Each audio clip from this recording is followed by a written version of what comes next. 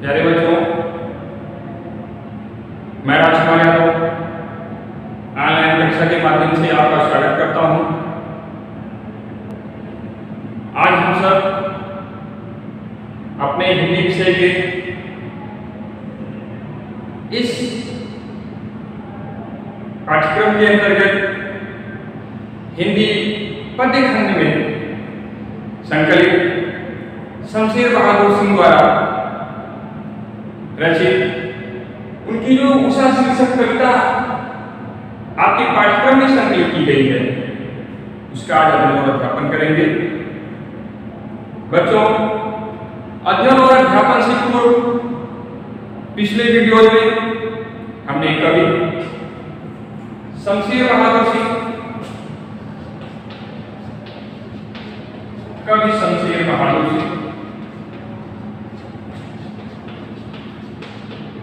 और इनके द्वारा जो आपके पाठ्यक्रम में संकलित जो ये कविता उषा शीर्षक कविता आपके पाठ्यक्रम में सम्मिलित की गई है, उसका पिछले वीडियो के माध्यम से हमने इस पर कुछ चर्चा की। शमशेर बहादुर सिंह जी का संक्षिप्त जीवन परिचय और उषा शीर्षक का केंद्रीय भाव, इसका मुख्य विषय, कवि का मुख्य उद्देश्य, कविता के पीछे कवि का मुख्य उद्देश्य क्या नहीं था, ये इस पर हमने चर्चा पिछले वीडियो में की। आज हम देखते हैं कि शमशेर बहादुर सिंह जी को कवियों का कवि क्यों कहा जाता है, उन्हें प्रयोगधर्मी कवि क्यों कहा जाता है, प्रयोगवादी कवि प्रयोग करने में किस प्रकार से कहां तक कुशल साबित हुआ, इस पर आज हम उषा शीर्षक के माध्यम से इसको हम देखते हैं, इस पर चर्चा करते हैं। प्रयोगधर्मी कवि अपने द्वारा तो नए नए बिंबों को, नए उपमानों को, नए प्रतीकों को तो गढ़ता ही है, वो अपने द्वारा पिछले विगत उसके पूर्ववर्ती कालों से जो चले आ रहे बिंब हैं, जो उपमान हैं, जो प्रतीक हैं, उनको ही कितना बखूबी से अपनी काव्य में स्थान देता है। ये प्रयोगधर्मी कवियों की अपनी खूबी होती है और इस खूबी में मर्मज्ञ थे, इस खूबी के बखूबी जानकार थे, प्रयोक्ता थे शमशेर बहादुर सिंह जी। शमशेर बहादुर सिंह जी प्रकृति के सुंदरतम रूप को आत्मसात करते थे, उससे प्रेरणा लेते थे और हम पृथ्वीवासियों को भी प्रेरित होने का, उससे प्रेरणा लेने के लिए हम लोगों को भी सदैव सजग करते रहते थे। वो प्रकृति के परिवर्तित रूप को केवल मूक दृष्टा की भांति देखते मात्र नहीं थे, उससे सदैव शिक्षा लेते थे कि हमें भी प्रकृति के परिवर्तन के साथ अपने रूप में भी, अपने व्यवहार में भी किस प्रकार से परिवर्तन लाना चाहिए। तो प्रयोगधर्मी कवि है, नए नए उपमानों को इन्होंने कहा, नए बिंबों को इन्होंने अपने काव्यों में प्रयोग किया और कविता और भी सुंदरतम रूप में हिंदी काव्य जगत में आ गई। आज हम देखते हैं कि उषा शीर्षक, जैसा कि पिछले वीडियो में बताया गया, उषा काल ये सूर्योदय के ठीक पूर्व की स्थिति, सूर्योदय के पूर्व की जो स्थिति होती है उसे कहा जाता है उषा काल। सूर्योदय, सूर्य का उदय, अर्थात अभी पूरी तरह सूर्य का उदय नहीं हुआ, इसके पहले की जो वेला होती है, आपको बताते चलते हैं, दिन और रात के बीच में की जो वेला होती है उसे संधि वेला कहते हैं, गोधूली वेला, संधि वेला। तो यहाँ पर संधि वेला, रात अभी पूरी तरह से समाप्त नहीं हुई और दिन का अभी पूरी तरह से आधिपत्य नहीं हुआ, अर्थात ना तो अभी पूरा दिन है और ना तो पूरा दिन अभी हुआ, दिन पूरी तरह से भी खुला नहीं और रात पूरी तरह से समाप्त नहीं हुई। दोनों के बीच की जो वेला है उसे संधि वेला, और इसी संधि वेला के रूप में यहाँ पर उषा की चर्चा की जा रही है। उषा काल कहने से ना तो अभी रात पूरी तरह से व्यतीत हुई होगी और ना ही सूर्य का भी पूरी तरह से उदय हुआ होगा। इन दोनों के बीच की स्थिति है उषा काल। और उषा काल के दौरान प्रकृति जो रात के समय में सोई हुई सी दिखाई दे रही थी, सभी दिशाएं बिल्कुल नीरों सी दिखाई दे रही थी, शांत वातावरण था। उषा काल के होने पर किस प्रकार से प्रकृति ने अंगड़ाई लेना शुरू किया, अपने रूप में थोड़ा थोड़ा परिवर्तन लाना शुरू किया। सूर्योदय होने पर तो परिवर्तन हो ही जाएगा, लेकिन उसके ठीक पहले की जो संधि वेला है उसमें अंगड़ाइयों का लेना, बेचैनी का होना, शरीर को अचेतना से चेतना में लाना, शरीर पर स्फूर्ति का संचार होना, ये सब उषा काल के दौरान दिखाई देगा। तो किस प्रकार से कवि ने यहाँ सूर्योदय के ठीक पूर्व की स्थिति उषा काल का वर्णन किया। कवि कहता है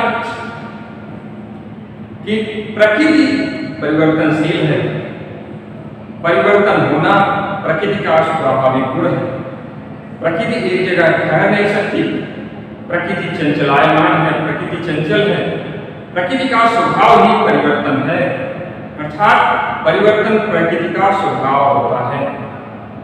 और जब प्रकृति में परिवर्तन होता है तो हम पृथ्वीवासी, हम सभी लोग उस प्रकृति के पल पल परिवर्तित रूप को, हर एक क्षण प्रकृति परिवर्तन जो रूप हो रहा है, उस प्रकृति के हर क्षण परिवर्तित रूप को देखकर हम ग्रामीण परिवेश से, हम पृथ्वीवासी क्यों ना अपने रूप में भी परिवर्तन लाएं। हमें भी प्रकृति से शिक्षा लेनी चाहिए कि हमें भी अपने रूप में, अपने व्यवहार में, अपनी कार्यशैली में हमें परिवर्तन लाना चाहिए। कभी यहाँ पर मूक दृष्टा नहीं है कि देख रहा है बस बोल कुछ नहीं रहा है, परिवर्तन होता सबको दिख रहा है, लेकिन उस परिवर्तन के पीछे क्या कारण है, परिवर्तन हमें क्या शिक्षा दे रहा है। इसी परिवर्तन शीर्षक पर, परिवर्तन के ऊपर शमशेर बहादुर सिंह जी जो प्रयोगधर्मी कवि हैं, प्रयोगवादी कवि हैं, इनके ठीक पहले प्रगतिवाद और प्रगतिवाद के पहले छायावाद के प्रमुख कवियों में से एक सुमित्रानंद पंत जी, जो प्रकृति के सुकुमार कवि कहे जाते हैं, उन्होंने अपनी परिवर्तन शीर्षक कविता में प्रकृति के सुंदरतम परिवर्तन का कितना सुंदर चित्रण किया है। वो प्रकृति के चितेरे कवि कहे जाते हैं। उन्होंने लिखा है कि 4 दिन सुखद चांदनी रात और फिर अंधकार गया। व्यक्ति के जीवन में परिवर्तन सदैव, अगर किसी का के जीवन में परिवर्तन ना हो तो बिल्कुल उसके जीवन में बदलाव ही नहीं होगा। जो सुखी है तो सुखी रह जाएगा, जो दुखी है तो दुखी रह जाएगा। परिवर्तन होना स्वाभाविक है, प्रकृति का ये गुण है। तो यहाँ पर भी कवि कहता है कि 4 दिन सुखद चांदनी रात, व्यक्ति के जीवन में 4 दिन सुखद चांदनी रात, सुख के पक्ष 4 दिन, 4 दिन मतलब अल्पकाल के लिए, कम समय के लिए जीवन में सुख के क्षण आते हैं और उसके बाद उसका जीवन कितना भयावह होगा इसकी वो कल्पना नहीं कर सकता। अंधकार आ गया, ऐसा अंधकार उसके जीवन में छा सकता है कि जिसकी वो कभी कल्पना, जिसको सोच नहीं सकता, जिसको सोचकर उसकी रूह कांप जाए। ऐसा अंधकार, ऐसी उसके जीवन में ऐसी विपदा का आना स्वाभाविक है। तो ये है परिवर्तन शीर्षक। बच्चों, कवि कहता है कि उषा काल के होने पर प्रकृति में जब अंगड़ाइयां होती हैं, तो प्रकृति जब अंगड़ाई लेती है तो उस अंगड़ाई के साथ उसमें जो परिवर्तन दिख रहे हैं, ऐसे ही पृथ्वी पर सोता हुआ मनुष्य भी, रात का सोया हुआ मनुष्य भी, उसे भी किस प्रकार से प्रकृति की अंगड़ाइयों के साथ अपने शरीर में भी स्फूर्ति का संचार करना चाहिए। अचेतना उसके अंदर से समाप्त होनी चाहिए, चेतना का उसके अंदर समावेश होना चाहिए, संचार होना चाहिए। क्योंकि प्रकृति अब चेतना हो गई, प्रकृति के अंदर चेतना आ गई, तो हम मनुष्य भी अचेतन क्यों बने रह गए? यहाँ पर एक सवाल है। और यहाँ पर कवि ने नए नए बिंबों का प्रयोग किया, नए उपमानों का प्रयोग किया, नए प्रतीकों को चुना और इन प्रतीकों, इन उपमानों और नवीनतम बिंबों के द्वारा कवि ने अपनी कविता में रोचकता, नवीनता, नया बनाने का प्रयास किया और कवि यहाँ पर पूर्णतः सफल हुआ। देखते हैं कविता के अध्ययन के क्रम में उषा शीर्षक के अध्ययन के क्रम में पद्यांश लिखा है, प्रातः नभ था बहुत नीला शंख जैसे भोर का नभ। अर्थात आप इसको जैसे ही दो पंक्ति पढ़ेंगे आपको लगेगा कि ना तो ये दोहा है, ना ये सोरठा है, ना ये चौपाई है, ना ये कुंडलिया है। हम किस मात्रे किस वर्णिक छंद के अंतर्गत इसको रख सकते हैं? हम इस भ्रम में पड़े रहेंगे कि कभी हम अभी तक पढ़ते आए कि कभी दोहा, सोरठा, चौपाई, वर्णिक, कुंडलिया छंदों में अपनी रचनाएं करता है, तो ये कवि किस प्रकार से इसकी रचना किस छंद के अंतर्गत आएगी? तो आपको ये मालूम होना चाहिए कि शमशेर बहादुर सिंह जी के पहले छायावादी ये ओज और प्रतिभा के धनी कवि सूर्यकांत पाठी निराला जी, जब उन्होंने भी अपनी रचनाएं करनी प्रारंभ की तो भी छंदों के मकर जाल में उलझ गए। लेकिन ऐसा आगे चलकर विदित होता है कि छंदों के मकर जाल में फंसे हुए निराला जी आगे चलकर मुक्त छंद की रचना करते हैं, मुक्त छंद की अवधारणा करते हैं, मुक्त छंद की कल्पना करते हैं और हिंदी साहित्य जगत को एक नवीनतम छंद जिसका नाम है मुक्त छंद, जिसका दूसरा नाम है रबड़ छंद या केचुआ छंद, जो कभी फैल जाता है और कभी सिकुड़ जाता है, जिसमें मात्रिक वर्णिक का कोई भेद नहीं रहता, कोई बंधन नहीं रहता, ऐसे छंद को मुक्त छंद कहा जाता है। तो उसी परिपाटी पर चलते हुए अपने पूर्ववर्ती कवियों के ही पद चिन्हों पर चलते हुए शमशेर बहादुर सिंह जी ने भी अपनी कविताओं का मुख्य छंद, कविताओं का मुख्य विषय, मुख्य छंद मुक्त छंद बनाया और अपनी सारी रचना, अपनी सभी रचनाओं में मुक्त छंद का प्रयोग किया। और उसी क्रम में आपके सामने आज उषा शीर्षक कविता के माध्यम से मुक्त छंद की रचना आपके सामने प्रस्तुत है। कवि कहता है, प्रातः नभ था बहुत नीला शंख जैसे भोर का नभ, अर्थात भोर का नभ, उषा काल का, प्रातः काल का जो नभ है, जो आसमान दिख रहा है, वो बहुत नीले रंग का दिखाई दे रहा है और बहुत नीले रंग का, गाढ़े रंग का, गहरे रंग का, गहराई उसका विशेषण है। नीले रंग का गहरा शब्द जो है वो विशेषण का काम कर रहा है, उसमें खूबी ला रहा है, खूबी ला रहा है। बहुत नीले रंग का आसमान ठीक उसी प्रकार दिखाई दे रहा है जैसे शंख की भांति दिखाई दे रहा है। आपको यहाँ पर भोर का नभ,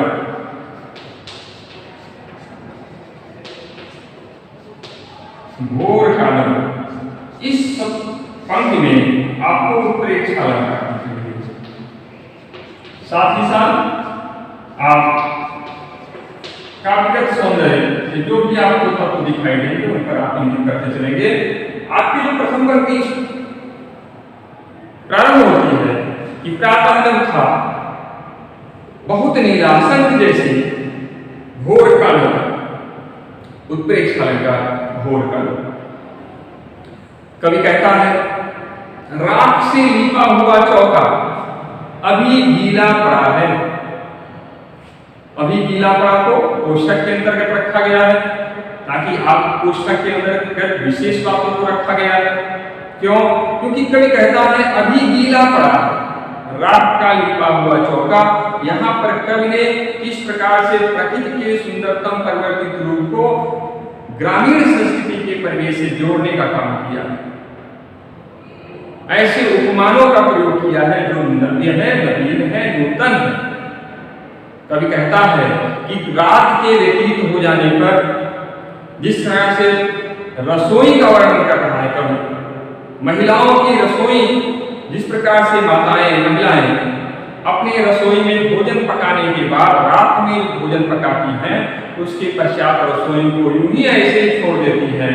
प्रातः काल होने से पूर्व ही उस रसोई के ऊपर जिस प्रकार से गीली मिट्टी का लेप लगाती हैं, उस गीली मिट्टी के लेप से अभी गीली मिट्टी का लेप लगा हुआ वह चौका अभी पूरी तरह से सूखा नहीं है, उसमें अभी भी नमी बनी हुई है, उसका अभी भी उसमें पानी के तत्व विद्यमान दिख रहे हैं, उसमें अभी भी चौका गीला पड़ा है, नम है, वो पूरी तरह से अभी सूखा नहीं है।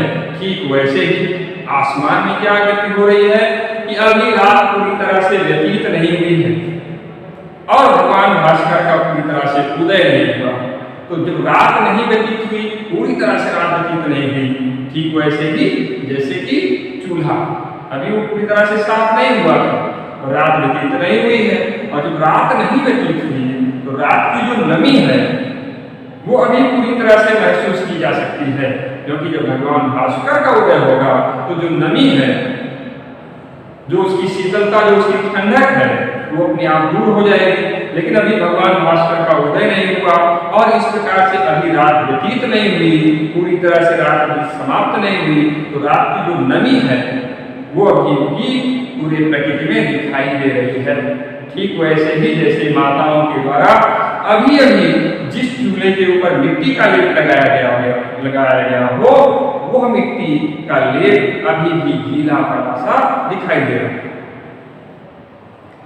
अभी गीला पड़ा है। कभी आगे कहता है, बहुत काली सिल जरा सी लाल केसर की जैसे धुल गई, बहुत काली सिल। फिर कभी रसोई की तरफ इंगित करते हुए कहता है, माताओं की रसोई, ग्रामीण परिवेश, प्रकृति की सुंदरतम छटा। कवि प्रयोगवादी है, अपने इर्द गिर्द की ही वस्तुओं को अपनी कविता का प्रतिपाद्य विषय बना लेता है। यहाँ पर बहुत दूर जाने की न सोचकर कभी ग्रामीण संस्कृति में चला आता है, ग्रामीण परिवेश में चला आता है, ग्रामीण परिवेश के रहन सहन, उठन बैठ, वहाँ के व्यवहार, उनके व्यवहारों की यहाँ पर चर्चा करता हुआ, उनके रहन सहन पर चर्चा करता हुआ, उनके क्रियाकलापों पर चर्चा करता हुआ कभी कहता है कि बहुत काली सिल सदृश, बहुत काली सिल जरा से, जरा मतलब थोड़ा सा, उस पर लाल केसर, मतलब जिस प्रकार से माताओं के द्वारा रसोई में रखी हुई जो सिल है, जो कि पूरी तरह से काली है, उस काली सिल के ऊपर माताओं के द्वारा लाल केसर का जरा सा अंश डाल देने पर वो पूरी तरह से भूल गई हो, वो लाल केसर पूरी तरह से उस काली सिल के ऊपर अपना प्रभाव जमा चुकी है। ठीक वैसे ही आसमान में क्या परिवर्तन हो रहा है? आसमान में परिवर्तन के लिए इससे आप किस प्रकार से उसको जोड़ने का प्रयास करेंगे कि बहुत काली सिल, अभी रात व्यतीत नहीं हुई तो आसमान पूरी तरह से काला बादल, काले बादलों का पूरा समूह दिख रहा है, और ऐसे काले बादलों के ऊपर अभी लाल केसर किसका? भगवान भास्कर का प्रतीक, सूर्योदय का प्रतीक। तो भगवान भास्कर का भी उदय नहीं हुआ, उसकी ठीक पहले उनकी जो लालिमा, जो किरणें पूरे संसार पटल पर छा जाती हैं, वो किरणें किस प्रकार से काली सिल के ऊपर अपना प्रभाव जमा रही हैं, अर्थात काले बादल है, इधर लालिमा, प्रातःकालीन सूर्योदय से पूर्व की जो लालिमा है, वो लालिमा किस प्रकार से काले बादलों के ऊपर अपना प्रभाव जमा रही है। और प्रभाव जमाने के बाद परिणाम क्या निकला? परिणाम ये निकलता है कि जो काले बादल हैं वो अब पूरी तरह से काले बादल लालिमा में तब्दील हो जा रहे हैं। ठीक वैसे ही जैसे काली सिल के ऊपर माताओं के द्वारा जरा सा लाल केसर बुड़क देने मात्र से ही, रगड़ देने मात्र से ही पूरी काली सिल लालिमा में तब्दील हो जाती है। ठीक वैसे प्रकृति का परिवर्तन, जो काले बादल थे, उन काले बादलों के ऊपर भगवान सूर्य के उदय होने से पूर्व उनकी जो रश्मियां विकीर्ण होती हैं, जो आभा संसार पटल पर छाती है, प्रकाश जो बिंब पूरे आकाश पटल पर छा जाता है, विश्व पटल पर छा जाता है, वो लालिमा से जो बिंब है वो किस प्रकार से आसमान के ऊपर, काले आसमान के ऊपर अपना, काले बादलों के ऊपर अपना प्रभुत्व जमा रहा है। कभी कहता है, स्लेट पर या लाल खड़िया चाक मल भी हो किसी ने, ऐसे लगता है, ऐसा लग रहा है मानो, उत्प्रेक्षण अलंकार का उदाहरण है, ऐसे लग रहा है मानो स्लेट पर, अब स्लेट का रंग देखेंगे, स्लेट पर या लाल खड़िया चाक मल दी हो किसी ने। कभी कहता है कि फिर ग्रामीण परिवेश को किस प्रकार से कभी जोड़ता है प्रकृति के साथ। कभी कहता है कि मानो ऐसा लगता है, उत्प्रेक्षण अलंकार का बहुत सुंदर उदाहरण। स्लेट कालिमा का प्रतीक, काले रंग का प्रतीक है, तो ऐसे लगता है कि मानो स्लेट के ऊपर लाल खड़िया रूपी चाक के द्वारा किसी ने अर्थात अज्ञात है, अनाम है, अज्ञेय है। अब वो कौन हो सकता है? तो हम लोग कल्पना करते हैं कि ग्रामीण परिवेश है, स्लेट है, और स्लेट पर अपने पठन पाठन का प्रथम अभ्यास छोटे छोटे बच्चे करते हैं, नन्हे मुन्ने बच्चे उस पर अपना अभ्यास करते हैं, अपनी प्रथम लेखनी चलाते हैं।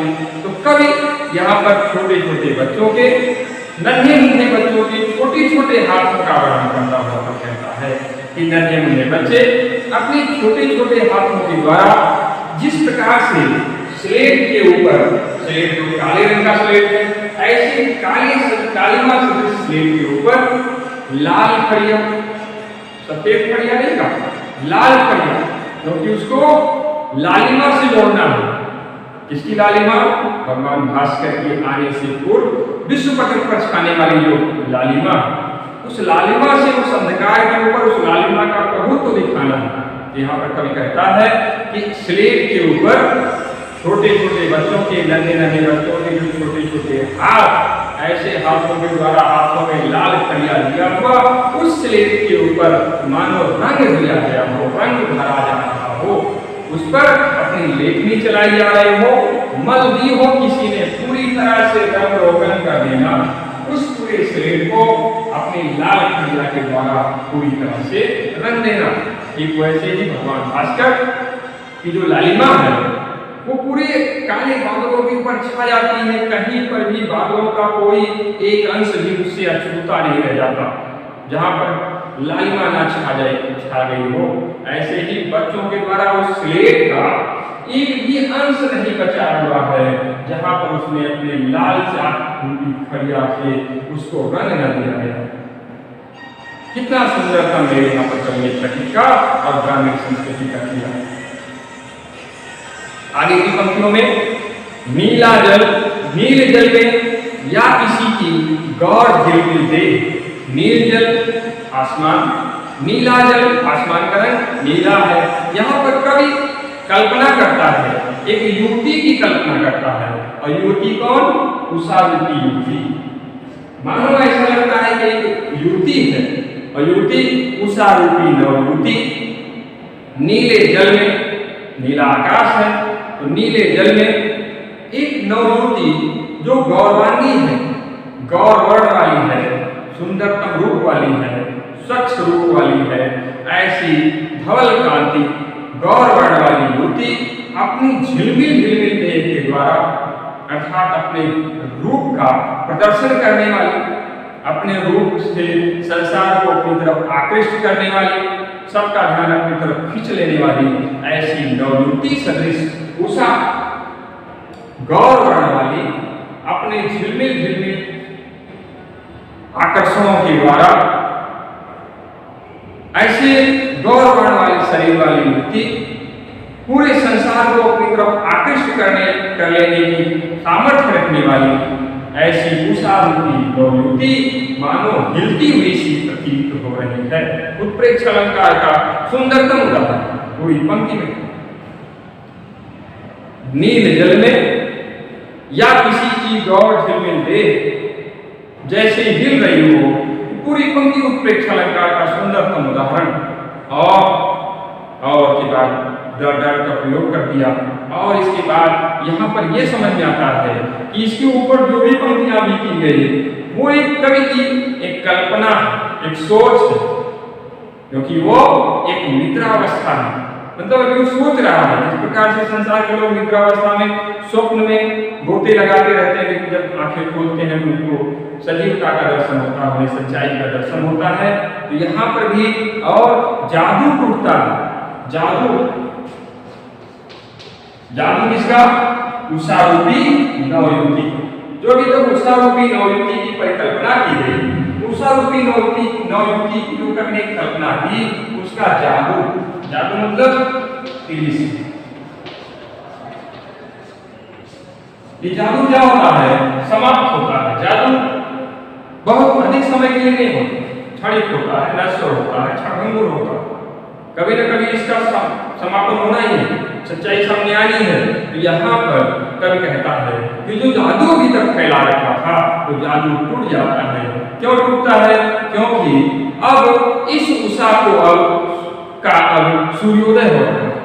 क्योंकि अभी तक जो उषा था, उषा काल था, हम लोग अभी तक उषा काल के अंतर्गत थे और उषा काल को किन किन बिंबों के द्वारा, किन किन उपमानों के द्वारा किस किस प्रकार से परिभाषित किया गया।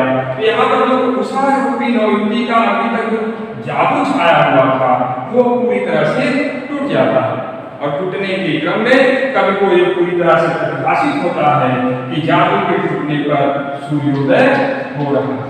क्योंकि अब भगवान भास्कर का उदय होगा और भगवान भास्कर की उदय होने पर अखिल ब्रह्मांड में किस प्रकार से प्रकाश छा जाता है और उस प्रकाश के गोद में आने पर लोगों के मन का सारा भ्रम दूर हो जाता है।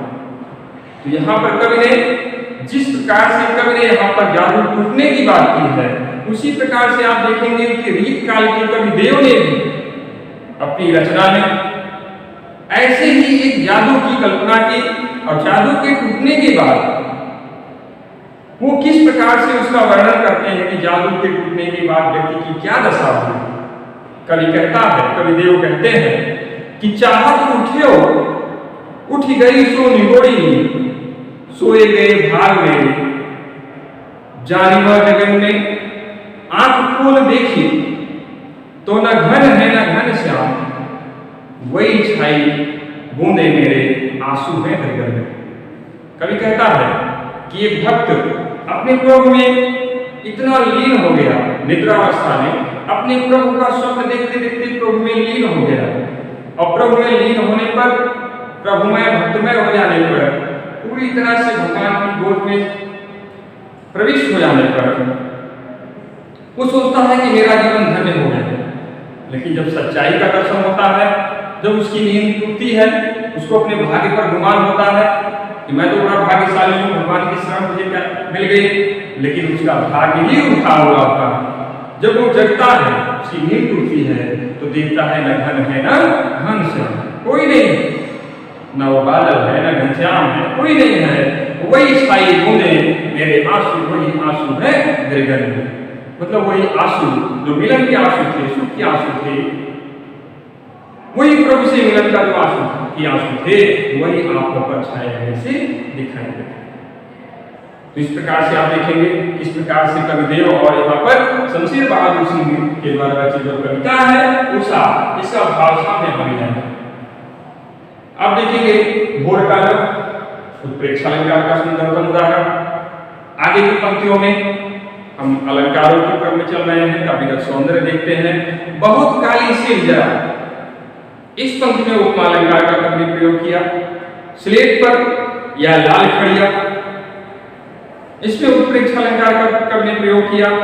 नील जल में या किसी को गौर झिलमिल दे जैसे हिल रही हो, पूरी पंक्ति में उत्प्रेक्षा अलंकार। और सबसे मुख्य बात जो आपका ये उषा शीर्षक है, इस उषा शीर्षक में कवि ने मानवीकरण अलंकार का प्रयोग किया। मानवीकरण अलंकार का प्रयोग किया। पूरी कविता मानवीकरण अलंकार का एक सुंदरतम उदाहरण। इस कविता के बीच बीच में उत्प्रेक्षा अलंकार, उपमा अलंकारों का भी कवि ने बखूबी प्रयोग किया। तो इन्हीं प्रयोगों के माध्यम से ही तो कवि प्रयोगवादी कवि हुआ। इसके भावार्थ स्वरूप सारांश रूप में आप देख सकते हैं कि किस प्रकार से कवि ने ग्रामीण संस्कृति को प्रकृति के सुंदरतम रूप से जोड़ने का प्रयास किया। जैसे राख से लिपा हुआ चौका, इस शब्द को देखते ही सुनते ही आपको लगेगा कि हम ग्रामीण परिवेश में पहुंच चुके हैं। ग्रामीण परिवेश है, राख से लिपा हुआ चौका है। बहुत काली सिल, ग्रामीण परिवेश की संस्कृति को झलकाती हुई पंक्ति है, उसका दृश्य उपलब्ध कराती है। बहुत काली सिल है। केसर, लाल केसर प्रयोग होता है घरों में, तो ये लाल केसर का प्रयोग। स्लेट, छोटे छोटे बच्चे हैं, पठन पाठन के अपने इस क्रम में बच्चे स्लेट का प्रयोग करते हैं, लाल खड़िया का प्रयोग करते हैं। इस प्रकार से आप देखेंगे कि एक उषा रूपी नवयुक्ति की यहाँ पर परिकल्पना की गई। तो इस तरह से आसमान राख से लीपी हुई चौकी और लाल केसर से धुली काली सिल्के जैसे दिखाई पड़ता है। इस बिंब में ग्रामीण स्त्रियों के द्वारा भोजन पकाने के पश्चात चौके की लिपाई करने के लिए जिस मिट्टी का प्रयोग किया जाता है और मिट्टी में सदैव जो नमी बनी रहती है, सिल पर केसर पीसने की जो क्रिया यहाँ पर दिखाई दे रही है, इस क्रिया का प्रयोग कितना अद्भुत प्रयोग कवि ने अपनी इस रचना में किया। ये एक सुंदरतम उदाहरण प्रयोग धर्मी कविता का और प्रकृति प्रेमी कविता का यहाँ पर दिखाई दे रहा है। जादू टूटने की बात जहां तक है, सबसे अंतिम पंक्ति में सूर्योदय के साथ ही सम्मोहन मतलब अपनी तरफ मोह लेने वाली जो क्षमता है, सबको अपनी तरफ आकर्षण करने की जो क्षमता है, इस सम्मोहन यानी जादू का टूटना एक नवीन और ऊर्जावान बिंब है। सबको एक नवीनतम और ऊर्जावान, सदैव ऊर्जावान बनाए रखे, ये एक सुंदरतम बिंब यहाँ पर कवि ने उपस्थित करने का प्रयास किया। तो बच्चों, आज का वीडियो हम आशा करते हैं कि जो उषा शीर्षक कविता आपके पाठ्यक्रम में सम्मिलित की गई है, इस वीडियो के माध्यम से आप इस उषा शीर्षक कविता का भावार्थ आपको बेहतर समझ में आया होगा। हम उम्मीद करते हैं कि उषा शीर्षक का एक भावार्थ आप अपने पठन पाठन के क्रम को सुचारू रूप रखने के लिए आप इसका प्रयोग इस वीडियो में बताई गई जो बातें हैं उनको आप ध्यान से देखेंगे, सुनेंगे और सुनने के उपरांत अपने भावार्थ लेखन में उनका प्रयोग करेंगे। इसके आगे का अंश, इसके आगे की चर्चाएं अगले वीडियोज के माध्यम से आप तक पहुंचाने का प्रयास होगा। तब तक के लिए हम आशा करते हैं कि आप जहां भी होंगे स्वस्थ होंगे, सुरक्षित होंगे। इसी मनोकामना के साथ अगले वीडियो में फिर मुलाकात होगी। तब तक के लिए धन्यवाद।